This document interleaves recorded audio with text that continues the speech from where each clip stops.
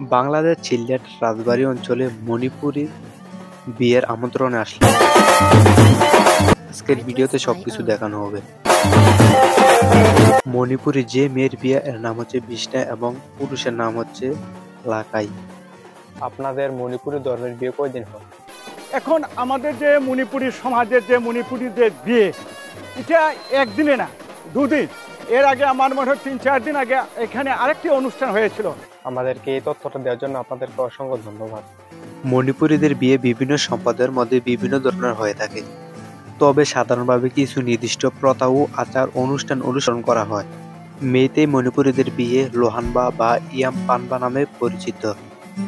বিষ্ণুপ্রিয়া মণিপুরীদের বিয়েতে সাধারণত উভয় পরিবারের সম্মানিত বিয়ের দল ধার্য করা হয় এবং বিয়ের আগে কনের পক্ষে বাড়ির কিছু আনুষ্ঠানিকতা পালন করা হয়। মণিপুরি অনেক জাতের আছে, যেমন হিন্দু আছে, মুসলমানও আছে। এর মধ্যে যদি মুসলিম মণিপুরীদের বিয়েতে বিসমিল্লাহ বলে শুরু হয় এবং মুসলিম মণিপুরীরা বিসমিল্লাহ বলে খানা আনুষ্ঠানিকতা শুরু করা হয়। আমরা আজকে যে বিয়েতে আছি সেটি হচ্ছে খ্রিস্টান মণিপুরীদের। মণিপুরীদের প্রাচীনকালের একটি দৃশ্য, এরা সবাই এক কালার ধুতি পরে থাকে, সেটি হচ্ছে সাদা কালার।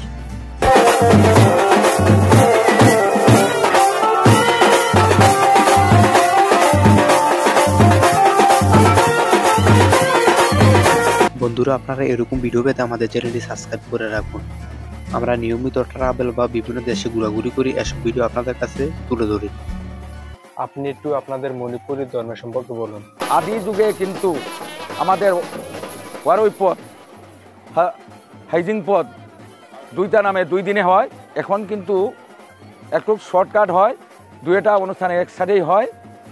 এরপরে আমাদের ওই যে বিয়ের অনুষ্ঠান সিদ্ধান্ত করা হয়।